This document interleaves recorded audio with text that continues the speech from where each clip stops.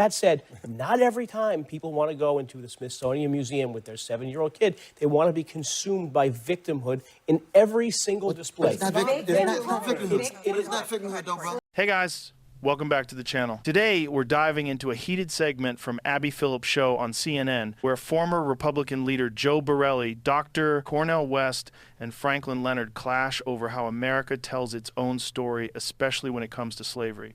Trust me, you're going to want to watch this until the end. And please comment down below where you're watching from. I love seeing people from all over the states joining in. We're just getting started, so if you can, please don't forget to like and subscribe to the channel. Your support means everything. Let's keep pushing the progressive voice louder. All right, let's get into the video. The Washington Post reports the administration has ordered multiple national parks to remove information about slavery, which is part of Trump's order to eliminate, quote, corrosive ideology. But this latest purge includes the removal of history at Harper's Ferry Park in West Virginia, where the abolitionist John Brown led a raid to attempt to arm slaves for a revolt. And also this iconic photograph known as the Scourged Back. It depicts a slave, likely named Peter Gordon, in 1863, and the wounds inflicted by his abusers. Now, at the time, the picture spread quickly in the North and showed people the true cruelty of slavery, something many wouldn't have seen otherwise. Franklin Leonard joins us at the table. Now, many people have claimed that this isn't happening, that the whole purpose of this review is not, in large part, about scrubbing slavery and policing how slavery is mentioned by the parks, by the Smithsonian and others. But this report suggests that that might be the case. I will say a spokesperson for the Department of the Interior says that the Washington Post report is based on anonymous sources. They're cautioning that it's unverified. Yeah, I mean, I think this is a piece with the broader project that the Trump administration has had for months. I mean, he tweeted in August about museums and wanting to remove images that weren't bright and spoke to hope and the future of the country. And, you know, it's odd. I'm sitting here, I think, as part of the story of slavery in America. You know, my family, I am 4 generations removed from enslaved people in West Central Georgia, not far from where I grew up. And it's odd. I find it all very strange because, for me, what more great American story is there than the survival and triumph over enslavement, Jim Crow, and the repercussions therefrom? You know, if the American identity is defined by hard work, grit, endurance, community, and using those things as a way to navigate all the obstacles that the world may throw at us, I don't know that there's a better definition of the American identity than the rise from chattel slavery, unless you don't like who the heroes and villains of that story are. And I would posit that the reason we're seeing this rewriting of history and the removal of these images is that the Trump administration is not comfortable with who the villains and the heroes are in the story of slavery, and they're trying to remove them. And I think it's very interesting that this is happening simultaneous to the re-addition of Confederate generals being named to U.S. military bases.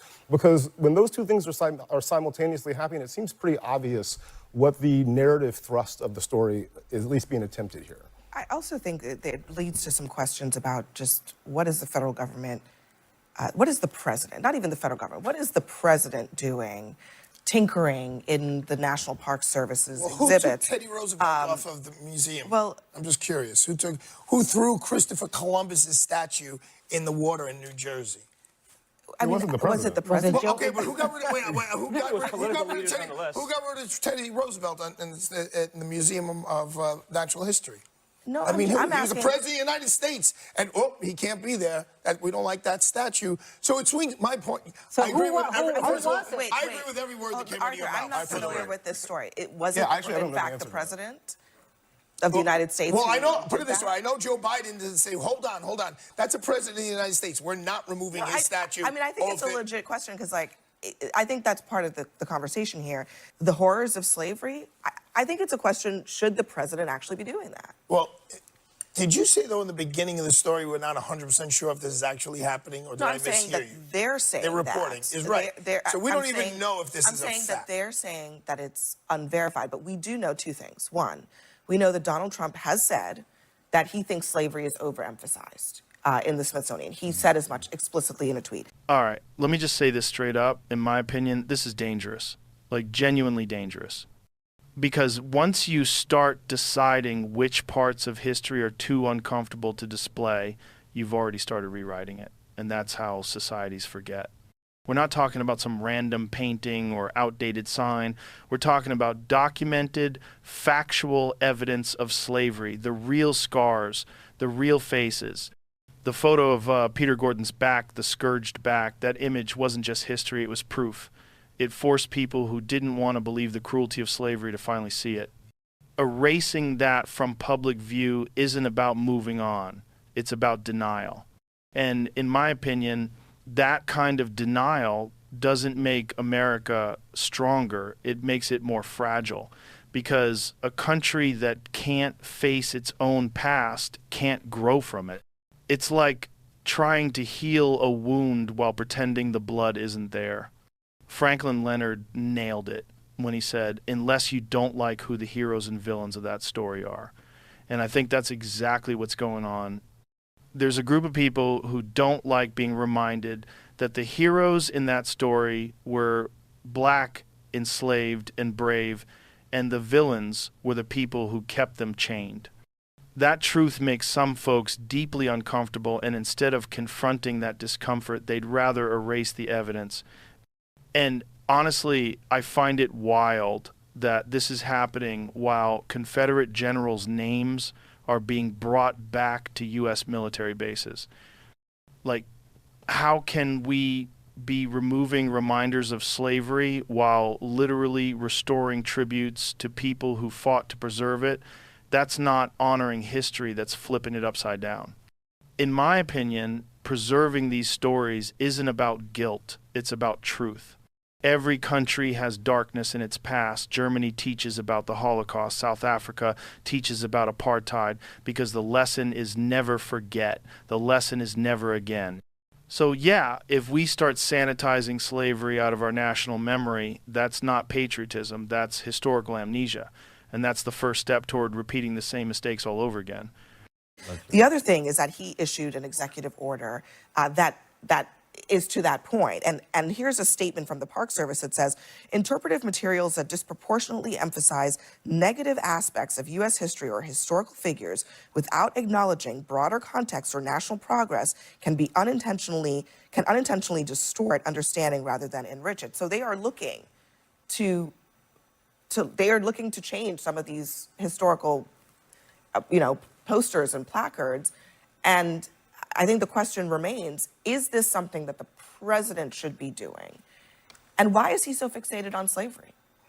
Look, I have no idea. If anything, I think the Republican Party should go on their front foot on slavery. I mean, you have a party that was founded by the abolitionists of this country. You had the Democratic Convention of 1860, which was split on basically which faction of the Democratic Party wanted more slavery. So if I was leading the Republican Party, I'd say let's go on our front foot on slavery. And I would find it hard to believe that you could eliminate slavery from a museum about John Brown. That said, not every time people want to go into the Smithsonian Museum with their 7-year-old kid, they want to be consumed by victimhood in every single display. It's not victimhood. It's not victimhood, though, bro. Things are always placed in the things are often placed in a social context where it's oppressed versus oppressors, and sort of that narrative and that scope and shape. I think sometimes it is okay to have a little bit more of a lighthearted, positive view of the country, especially when the federal government is paying for this. What if it's not historically accurate? What if it's not historically accurate? You're selecting things that go into a museum. That doesn't make the fact that you've unselected it to go in a museum as inaccurate. You're just saying, Where I saw that picture was in the Museum of African American History. I want to get Cornell. Where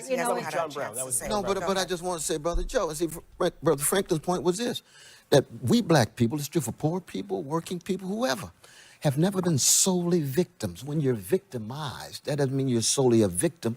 The great tradition of culture, music, politics, community, church, mosque, synagogue in black communities, it's true in other communities too. It means they're responding to victimization. But the Trump administration, part of their challenge is, and I don't want to criticize them solely, because there's ways of deodorizing and the histories in various other ways. But the condition of truth is to allow suffering to speak. He does not want to see black suffering centered in that way. You know, what Cornel West was really saying there is that truth can't exist if you're not willing to let pain be part of it. Real truth requires listening to the suffering that history tried to bury. Because without that, what you have isn't truth, it's just a comfortable story. In my opinion, that's the real danger we're seeing right now.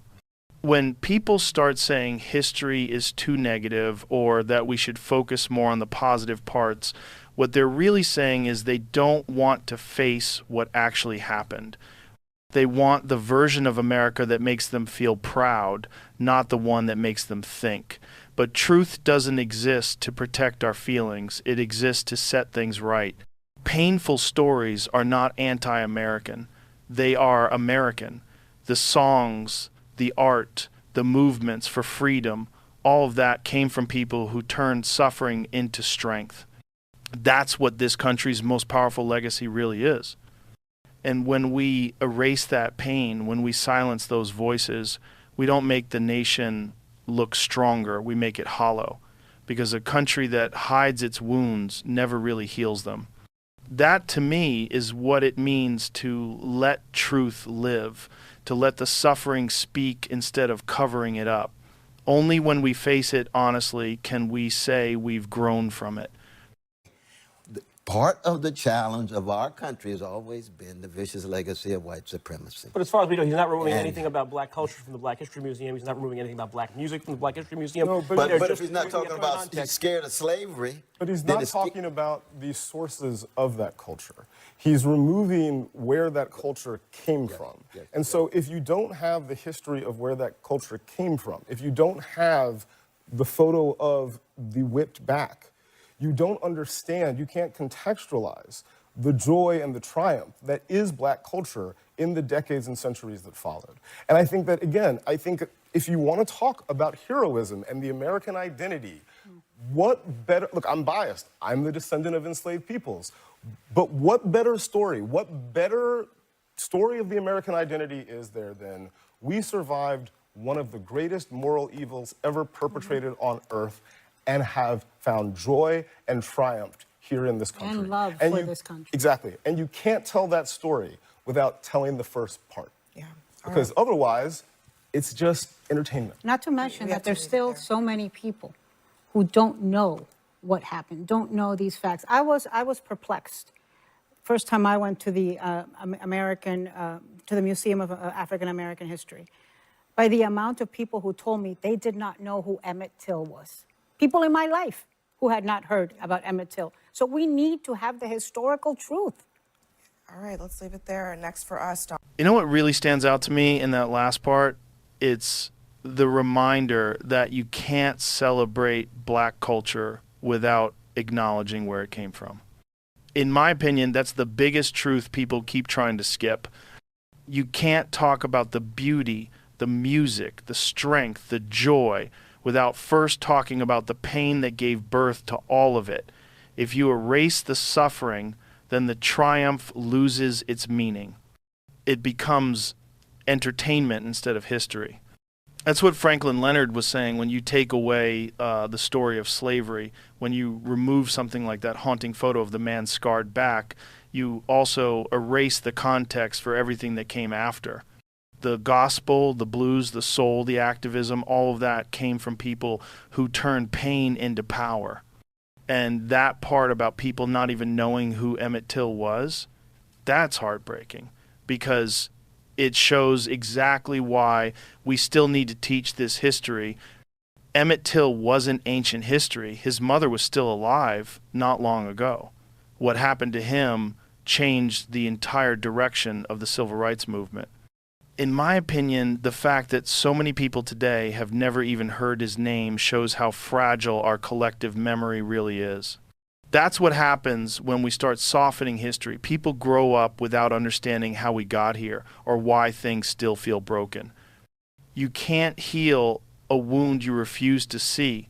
And when we forget names like Emmett Till or stories like the scourged back, we lose the connection between past injustice and present struggle. That's why this matters, because memory is how truth survives. So what do you guys think about this? Do you think America can really celebrate its culture if it keeps trying to erase the pain that created it?